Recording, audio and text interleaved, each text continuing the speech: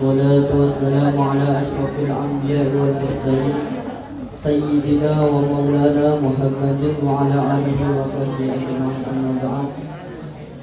وقال الله تعالى في كتابه الكريم: أعوذ بالله من الشيطان الرجيم. بسم الله الرحمن الرحيم.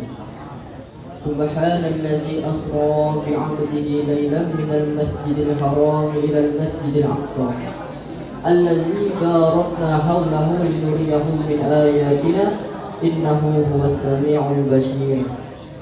Hadratul Muhtaramin, para alim, para ulama yang senantiasa kita taati, kita ta'zim, dan kita harapkan keberkahan ilmunya. Yang saya hormati Kepala Madrasah MA maupun MTS Negeri Taniaman, yang kami muliakan dan selalu kami taati para dewan guru beserta stafnya, dan para teman-teman sekalian yang saya cintai dan saya sayangi, yang insya Allah dirahmati oleh Allah Subhanahu wa Ta'ala. Amin. Alhamdulillahirabbil alamin. Segala puji kita, segala syukur kita haturkan atas nikmat Allah yang begitu luas kepada kita, atas nikmat Allah yang tiada taranya, tiada henti-hentinya pada kita. Begitu pula salawat kita serta salam kita haturkan kepada junjungan kita Nabi Muhammad SAW.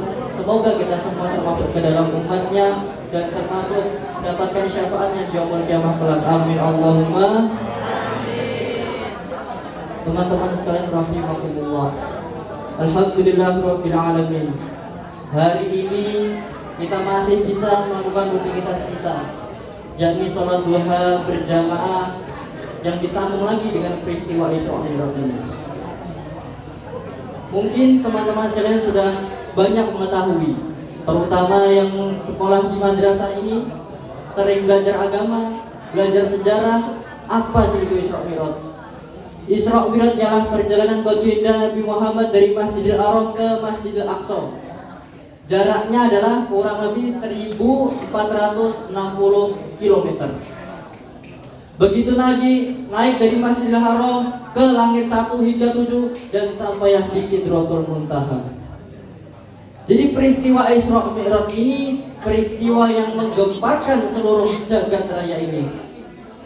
Bahkan seorang yang tadi malamnya masuk Islam, begitu mendengarkan berita tentang Isra Mi'raj ini, ia menjadi kafir kembali karena ia tidak percaya.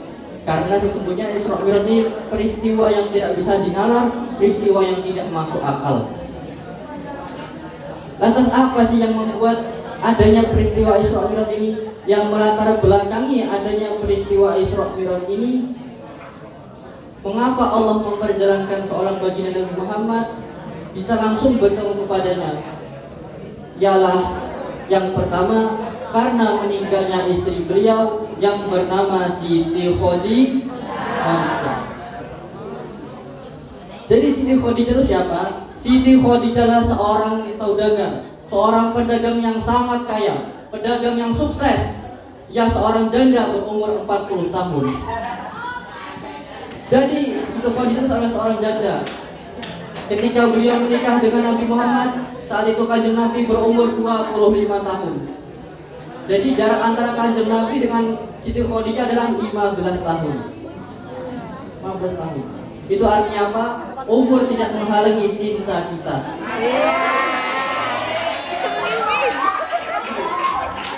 Baginda Nabi Muhammad yang gagah, yang berkulit putih, yang alim, sangat berakhlak karimah, memilih seorang janda. Begitu pula Nabiullah Yusuf. Siapa yang tidak tahu dengan ketampanan Nabiullah Yusuf, kegagahan Nabiullah Yusuf? Bahkan diceritakan ada para pegawai-pegawainya kerajaan pada saat itu sedang memotong apel. Begitu Nabiullah Yusuf lewat, semua terpaku kepadanya hingga ia tidak sadar bahwa tangannya terpotong oleh pisau. Saking tampannya Nabiullah Yusuf. Antara siapa yang dinikahi oleh Nabiullah Yusuf? Ialah Zulaiha, seorang janda bekas istri dari seorang raja. Jadi yang dipilih oleh nabi-nabi yang gagal adalah seorang janda. Seorang janda. Maka insya Allah dengan begini, janda semakin terdepan, janda semakin menawan.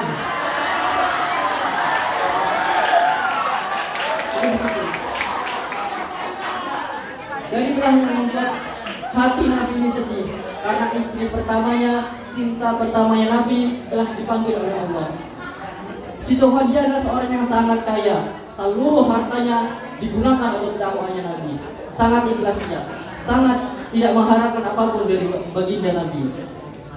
Yang kedua ialah wafatnya Abu Thalib. Abu Thalib ini adalah seorang paman Nabi. Saat itu Abu Thalib tidak masuk Islam, ya. Jadi Abu Thalib bukanlah seorang Islam. Abu Thalib adalah seorang kepala Quraisy, kepala suku Quraisy. Jadi kepala suku Quraisy itu pada zaman itu sangat dihormati. Penduduk Arab sangat segan sekali pada kaum Quraisy. Jadi setiap ada dakwah Nabi, ada yang menghalangi dakwah Nabi, ada yang mengancam Nabi, ingin membunuh Nabi, maka Abu Thalib lah yang melindungi Nabi pada saat itu. Tidak ada yang berani kalau sudah Abu Thalib yang berkata. Namun Allah ambil dua orang yang sangat penting dalam dakwahnya Nabi ini, ialah Siti Khadijah dan Abu Thalib tadi. Itulah yang membuat Nabi sedih. Lantas mengapa Nabi sangat sedih? Ia ada kesedihan selain hari itu. Nabi sangat sedih. Apakah karena ia terlalu cinta pada Siti Khadijah, pada seorang janda? Tidak. Apakah ia sangat takut pada orang kafir karena Abu Thalib sudah tiada? Tidak juga. Namun inilah cara Allah agar Allah bisa menghibur kanjeng Nabi dengan perjalanan Isra Mi'raj, dengan mengajak Nabi berjalan-jalan. Begitu pula anak-anak muda sekarang. Kalau ayangnya lagi sedihan, ayangnya lagi banyak pikiran, pasti diajak jalan-jalan. Ya, ayo nggak jalan lah. Itu pasti. Begitu pula kanjeng Nabi. Karena kanjeng Nabi ini kekasihnya Allah, maka Allah langsung panggil untuk menghadapnya. Makanya kita berdoa bersama-sama, semoga yang hatinya hari ini lagi sedih cepat dipanggil oleh Allah Subhanahu wa taala.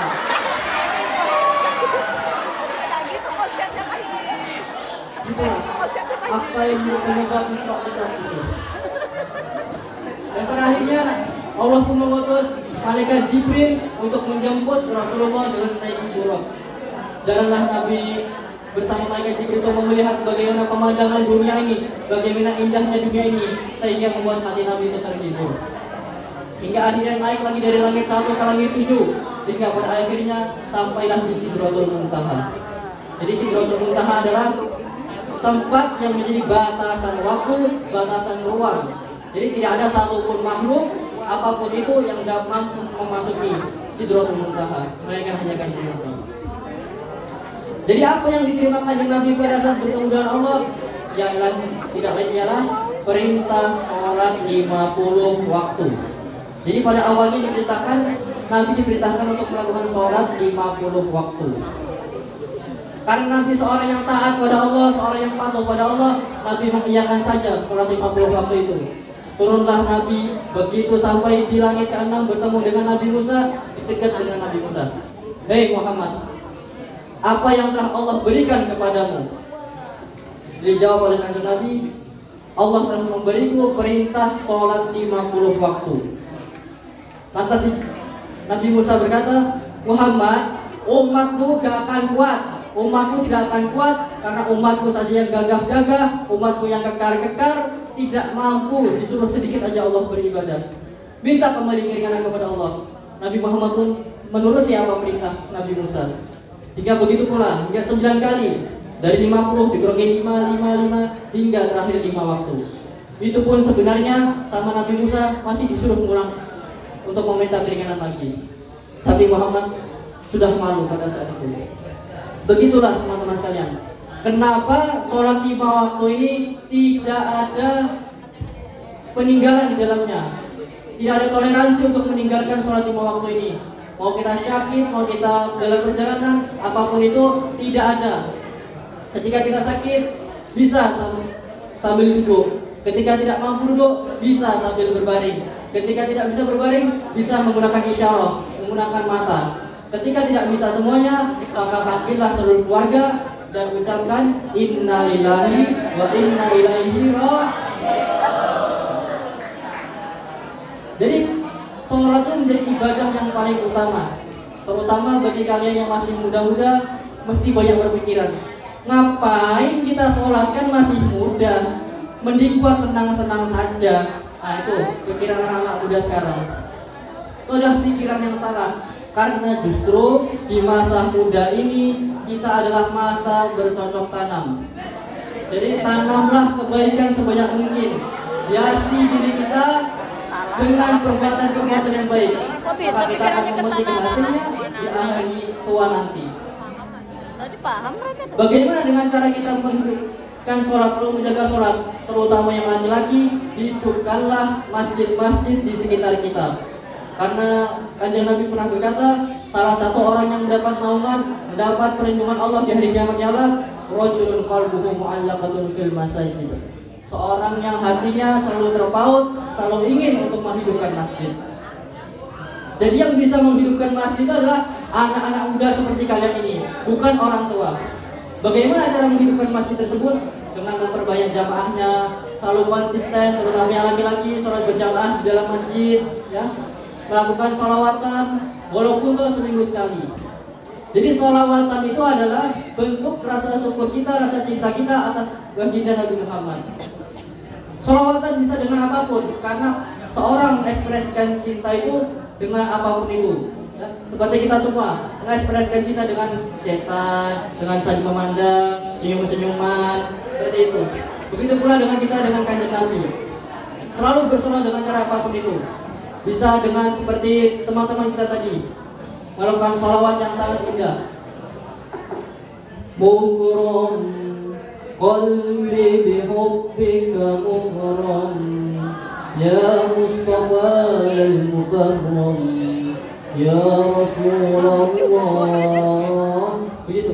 Kalau yang tidak bahasa Arab, bahasa Indonesia bisa. Habib saya.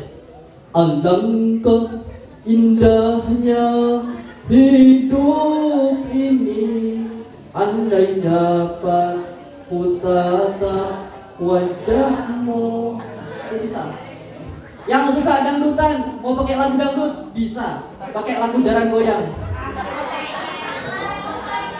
Bila dirimu cinta Muhammad, bila hatimu rindu Muhammad, itu baru pemuda yang hebat. Masya Allah, Masya Allah. Dengan lagu dangdut bisa, asalkan arti dan maknanya bagus. Yang suka lagu India, boleh tidak menggunakan lagu India? Boleh. Tumpah air, cuci otaknya. Bisa menggunakan lagu ya Rasulullah. Ya Rasulullah, salamun alaik. Ya Rafi Asyani wa Daraji. Jadi dengan nada dan lagu apa itu bisa untuk mengekspresikan sholawat itu, asal tidak merubah makna sholawat. Ya. Namun ada juga beberapa lagu yang tidak bisa digunakan untuk sholawat. Contohnya gudul-gudul kacul. Gudul kacul gembelengan. Ya Rasulullah, salamun alaik. Atau sholawat yang biasanya digunakan untuk makhluk qiyam. Marhaban ya nural aini, marhaban, marhaban. Dibuat lagu Mbah Dukun.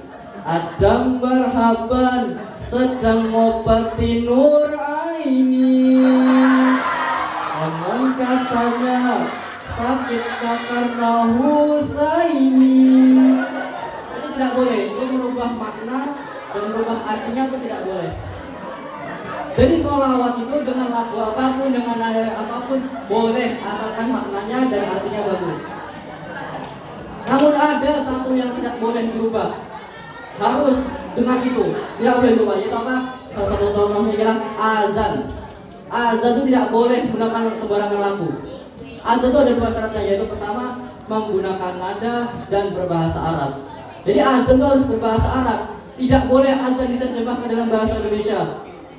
Allah Maha Besar, Allah Maha Besar. Itu tidak boleh. Atau yang orang Jawa pakai bahasa Jawa, Allah Kuwede, Allah Kuwede. Salah. Atau yang orang Banjar pakai bahasa Banjar, Allah beganal, Allah beganal.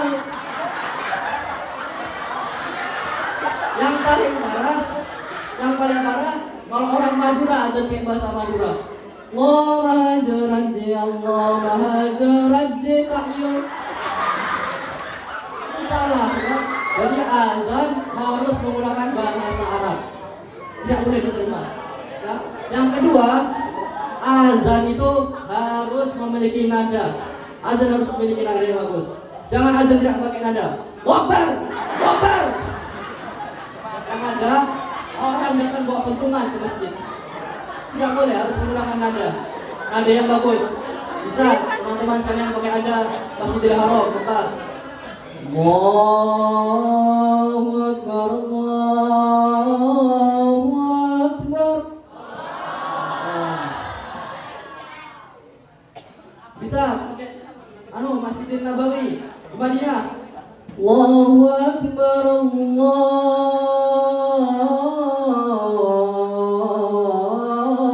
Akbar. Masjidil Madinah.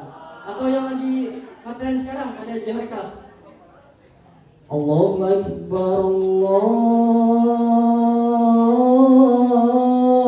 Akbar. Jadi harus menggunakan nada karena azan adalah implementasi panggilan Allah untuk beribadah. Jadi azan harus menggunakan nada yang bagus, nada yang bisa menghendarkan hati orang-orang yang mendengarkannya. Sekarang tuh banyak, kalian jarang mendengar azan yang sangat bagus yang indah itu. Karena di masjid-masjid di langgar-langgar kalian yang azan anak umur 70 tahun. Anak umur 70 tahun yang azan kebanyakan sekarang. Allahu Akbar, Allahu Akbar. Asyhadu alla ilaha illallah. Lagi kalau subuh, as-shalatu khairum minan naum.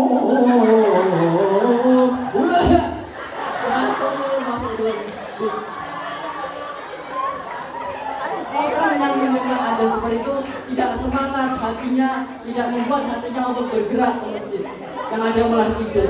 Makanya orang muda yang suaranya masih lantang, masih merdu, kalian lagi yang wajib untuk azan di masjid agar orang itu tertarik untuk ke masjid.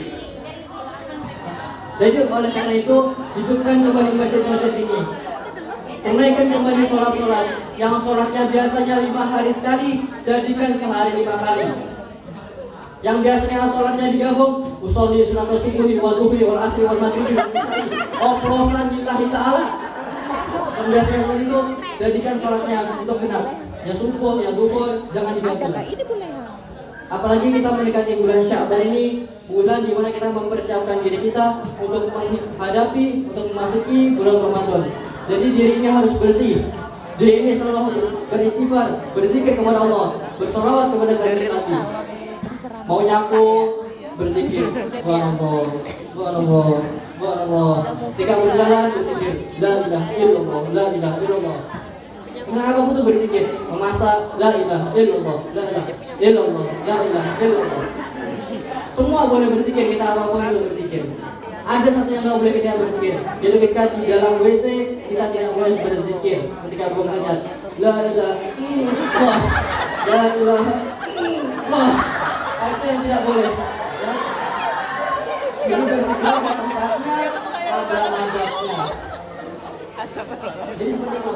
Dalam rangka menyambut bulan Ramadan ini, kita bersihkan hati kita tunaikan kembali kewajiban-kewajiban kita agar nanti ketika di bulan Ramadan kita dapat memasuki bulan Ramadan, menghidupkan bulan Ramadan dengan penuh hikmat dan nikmat. Terutama untuk pemuda-pemuda sekalian, saya pesankan itu, jagalah sholat kalian, insya Allah akan menjaga masa depan kalian. Mungkin itu saja yang dapat saya sampaikan, karena waktu sudah berlalu. Insya Allah pada kesempatan kita akan bertemu lagi. Minallahil musta'an wa alaihi tiblan. Wassalamualaikum warahmatullahi wabarakatuh.